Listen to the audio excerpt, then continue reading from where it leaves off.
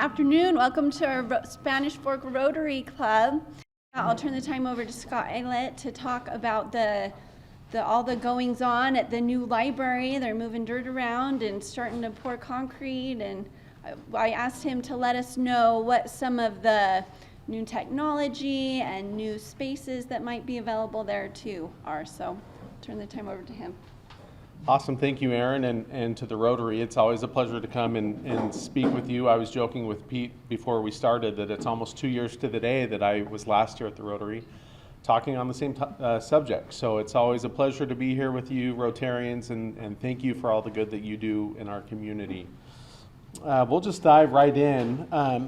Obviously, I'm here to talk a little bit about Library Hall. And so today we'll kind of go over some construction updates and construction timeline, and then as Erin had mentioned, we'll talk about some of the technology, some of the innovation and improvements that we'll make in the new building, not only just technology-wise, but also in some of the different spaces that we'll have. Oftentimes we get asked, what's the timeline for the building? When's it going to be completed? We had our groundbreaking back in March, and it's about an 18-month build for the building. But thanks to some delays in material, primarily steel, the building's been pushed back another 6 months for construction. So we had anticipated being done next fall, so fall of 2022. Now we're looking at a completion date of early 2023. So sometime between probably January and March is when we'll take occupancy of the new building and open it up to the public. So we're a little disappointed, a lot disappointed in terms of our staff. We're so excited and our patrons are excited, so it's a little sad to see that kick down the road a little bit further, but it is still exciting to have this prospect here within the next year and a half. So has any of you or all of you seen any of the site plan or floor plan? I can certainly go through some of the details and give you kind of a little bit of a walkthrough of the building. These are really small, and so I will go to our website, which if at your leisure you want to go look through images and the site plan and whatnot, you're certainly welcome and able to, but it's on our website at SpanishFork.org/new library. So to give you a little bit of bearing, the top right corner, that's the city office building. So the library and the finance office for the city are located directly south of the city offices. Parking lot has been redone. They were actually just striping it today. So they went and demolished the old parking lot. We've added additional parking to the south and actually acquired a few feet of land off of the adjacent property owner's backyard so that we could add additional parking to the parking lot, because one thing that we heard a lot from our patrons as we did kind of the feasibility study for the new library was that there's just not sufficient parking. I mean, any parking is better than the parking that we have right now at the library. It's all street parking, right? And so not very accessible for maybe individuals that have accessibility needs, or even mom coming in with 5 kids in tow. It's a little bit difficult to get into the building. So adding parking was a huge thing that we focused on in the design of the building. Another item that we heard a lot about was not having a drive-up book drop. Sometimes mom just wants to drive up and drop the books in the bin and be on her way and not necessarily come into the library. So the new building will have a drive-up book drop where you can drive up and deposit your materials without having to actually come into the building. There are some other features I'll talk a little bit about later that are incorporated not into the drive-up book drop, but into the book drops that are attached to the building that are really exciting and innovative. We'll talk a little bit about that later. As I had mentioned, that north side of the new building is finance office on the main floor, and on the second floor is a new city council chambers, as well as a multi-purpose room that will be used by the library as well as for other civic and public events. We'll jump right along and we'll jump into kind of the floor plan on the first floor. So again, that north part of the building, that smaller chunk, is finance office on the main floor. The building overall is just over 40,000, close to 45,000 square feet, and 2/3 of that is for the library. So we're going from a 12,000 square foot library to about a 30,000 square foot library. The bottom portion of this image right here is the main floor of the library. This rectangle space up here is our staff area. Right now our staff are split between upstairs and downstairs. Children's is all downstairs, the rest of the staff are upstairs. In the new building, all the staff will be located in the same location. The main floor is dedicated to our children's department, so children between the ages of 0 up to 12. This west side is kind of that 0 to 8 age range we call children, and then 8 to 12 we call them the tweens. Right now they don't really have their own place. They really want to be with the teens don't want them there, but they don't want to be with the little kids. So they have their own space with their own seating and their own designated collection. They're on the east side of the building. We've got our primary program room for the children's department there on the main floor. And then restrooms and storage and some other, elevator, stairs, all that kind of stuff up there in that top right corner. Then on the second floor is where we have the teen collection, the adult collection, the audio video collection. And we give a lot of thought to, do we put children upstairs or do we put them downstairs, right? Second floor, first floor, and we ultimately decided that in concern for the parents that come in with kids and strollers and all that kind of stuff, it's probably easier for them to stay on the main floor than have to go up or downstairs or up or down the elevator like it is today. So upstairs we have the teen collection, the audio video collection, and then the adult collection including fiction as well as nonfiction. I just zoomed in, that's really nice. This is our teen programming area, which they don't have a designated program space right now. Multiple study and conference rooms. And then on the north side of the building is the new city council chambers, as well as a multi-purpose room over there to the left. Back in. As I had mentioned, there are a number of different images. There's even a video, a 3D walkthrough of the library that's available on the website that you can go through and browse at your leisure. I have some of them included in my slides, but certainly those are available for you to go and look at. This is an image of that tween space, right? Those 8 to 12-year-olds kind of having their own space to leisure and whatnot. So one of the big innovations, maybe not innovations, but improvements that we're making to the new building is we are really limited in terms of our program space in the current building. And programs are really important to our mission, to provide a space not only for individuals to learn and grow and develop, but a place for us to connect the community. We kind of see ourselves as the community living room, where people come and learn and grow and share ideas. It's a safe place to do so. They make friends and build relationships at the library. But we're really limited. We have one program room that's about 600 square feet, and we have the back patio, which we can use during warmer months. In the new building, as I had mentioned, we'll have 3 designated program spaces. The children's program room right now is about 600 square feet. We're going to almost double that. It'll be 1,100 square feet, and it will have a divider so we can do simultaneous programming for different ages. The teen program room is about 1,500 square feet, and that as well is dividable. We found in the last several years one of our most popular programs is a Harry Potter escape room. And when we have that going on, we can't do any other program because we have the one room and it's blocked off for that escape room. Now in the new building, we could set up an escape room in one half of the teen program room, close the door, and it's secluded, right? But we're not interrupting or disrupting any other potential programs that could be going on simultaneously. We've also added the multi-purpose room that will be used not only by the library, but will be available to the public to use for recitals or other events as the public are interested or have need. And that's about 1,800 square feet, so 3 times the size of our existing program room. So it'll be a great addition to what we can offer at the library, but also providing a space for the community to meet and do different events.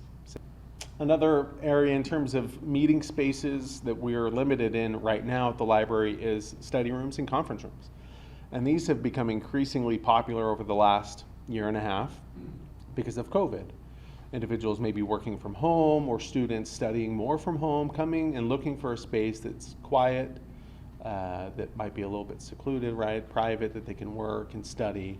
We have right now 1 study room in the library and 1 conference room, and There's just a high demand for those types of spaces. They're almost always booked by individuals looking for a space to study and work. So in the new building, we have 6 study rooms of varying sizes, accommodating anywhere between 4 and 8 individuals. So if you have a group project you're working on, or oftentimes we have attorneys that will rent our conference room for depositions and whatnot, there's a space that you can do that here at the library if that's not a space that you have readily available to yourself. Kind of moving on past the space, just generally speaking, obviously the building will have much more space just overall, right? We're going from 12,000 to over 30,000 in library space. So we're really excited about that aspect.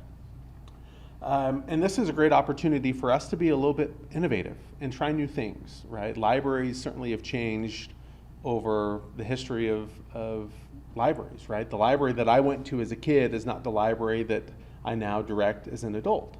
Programs are very important. They're not as quiet as they used to be, right? We kind of encourage excitement and entertainment and fun, and so it's not always shh in the library, and we have a lot of fun. So libraries have changed. And with that, technology has changed as well, right? We just see so many technological advances in our lifetimes that we want to capitalize and take advantage of some of those. So we'll talk a little bit about some of those here for a little bit. So on average, our staff, we check in and check out any day about 1,000 items, which right now we have to scan each individual barcode on the back of the book to check it in. We thumb through to make sure there's not any damage or anything like that. But when you do that for over 1,000 items a day, it adds up, right? So it's about 6 hours a day of staff time working on that, just that mundane work of checking items in or out. Certainly there's a better way to do that. And so a system that we're really excited that we're going to implement in the new building, it's called RFID. Anyone know what RFID is? So radio frequency identification. So maybe when you go to the store and you go through the security gate and it beeps, that's RFID. Or on your credit card, the tap and go on your credit card is RFID. Or if you're Disney fans and you go to Disneyland or Disney World, you have your wristband or your card, that's RFID. It's that radio frequency system that we will implement in the library, which moving forward, instead of having to scan each barcode on the back of the book, we'll be able to check items in and check them out essentially wirelessly. And you could do a stack of books, probably yay high at a time, so you could get anywhere between 5 to a dozen books checked in the same time that you'd be checking one book in. In addition to that, I talked a little bit about the book drops out in the parking lot. Attached to the building will be 2, we call them induction points, where you can put books for returns. And when you put those into the slot, they will fall onto this conveyor belt system that will, by using RFID technology, will check the items in, and then it will pre-sort it into one of 5 bins based off of where it needs to go into the library. So all the children's books will go into a bin, teens into one, audio video into one, adults into one, and holds or anything else into a separate bin. I think you guys kind of get the picture. Think of like the luggage terminal, right, at the airport. Your bags come out. Just replace that with a bunch of books, right? The books go on the conveyor belt. They get checked in and get sorted into one of 5 bins instead of one of 5 baggage carousels. In addition to kind of that sorter technology that we'll have with the RFID, we'll be implementing some self-checkout kiosks so that certainly patrons can still come to staff and check out your materials, but like you might do here at Macy's, right? You might go to the self-checkout and check out your own materials, or purchase your own materials, excuse me. In the new library, you'll be able to do the same thing. You'll take your stack of books, you can go to a kiosk, set it down on the pad. As you can see in that image, she's got 2 books.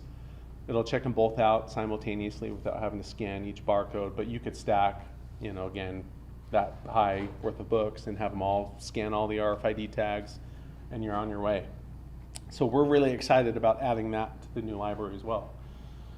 Certainly there will be a lot of other changes that come in the new library, some that we're working on now and some that we'll see in the new building. One that we've started working on right now is converting and changing our organization of the materials from the traditional Dewey Decimal System to what is more known as kind of the bookstore model. So think of back in the day when you'd go to Barnes & Noble or Borders Books, right? Still do. things aren't organized by Dewey, because most people, if you say, oh, that book's in the 600s, well, what does the 600s mean to me? To average Joe, it doesn't mean anything, right? And so making it a little bit easier for patrons not only to find what it is that they're looking for, but to encourage browsing, where they can come in and see a sign that says travel. And, oh yeah, I'm gonna go check out the travel section. Whereas before, they may not have seen it because it's hidden somewhere in Dewey, right? So this is a project that we're working on right now. We're going through our entire collection and reclassifying that collection away from the Dewey Decimal System to more of this category or genre-based organization form. Another thing that we're excited about and change that we anticipate with the new building is just an increase in change in traffic. So, and as well as in our collection size. So in the new building, because it's a larger building, we've accounted for about a 30% growth factor. So right now in our library, we have about 75,000 physical items on the shelf, and we're maxed out. We don't have space to hold anything else in the building. In Library Hall, we can grow that by 30%, so almost 20,000 additional items we can have on the shelf, further expanding and making our collection even more diverse than it is today. So the gray here on this chart shows our current collection. In terms of physical items, certainly print materials are our highest part of the collection, and then media, which is DVD or audiobooks. But then if you were to add 30% to those two areas, that increase of about 18,000 print materials is what you would see. Now, digital collection, obviously, our digital collection is huge. We share it with all the other libraries in the state. So we have about access to like 95,000 different titles through Overdrive or through Libby, because we share that with everyone. But what's interesting is even though about 40% of our collection is digital, only about 15% of our circulation is digital. So most people still come in to check out materials. So we hear oftentimes when we talk about building the new building, why do we need a new building? I can read whatever I want on my phone. Well, the numbers show us that only 15% of what goes out of our building is on someone's phone. And I think that's in large part due to our children's collection. About 60% of what we check out are children's books. Because for those of you with kids or grandkids, how much more time do you want them spending on a tablet or on a phone? None, right? Almost. And so there's still a place and a need and a demand for those picture books and physical books in the library. We talked a little bit about traffic and how we anticipate traffic will change and grow in the new building. So on the left side, this is our total circulation. The red line is Spanish Fork, and the gray line is Springville. And 2013 is when Springville opened up their new library, and that's where you see a huge jump in their total circulation. They went from about 450 items, or 450,000 items circulated every year to about 700,000 items. And we've stayed about flat because we've got limited space. We've got a collection that stays the same size that we can't grow. We certainly expect and anticipate to see a similar jump as Springville when our new building opens. Also, the number of registered users. Our number of library counts has stayed pretty level over the last 10 years at about 10,000. And Springville, even though they have a population of about 80% of what we have in Spanish Fork, their number of library counts just continues to grow. They pull from their own residents. We have Spanish Fork residents that go to the Springville Library and other communities because they have more programs, more diverse collection, and other opportunities and things that you can get in Springville because of the building that we can't necessarily provide today. But we anticipate and we're excited to see hopefully similar growth in our building once it's completed.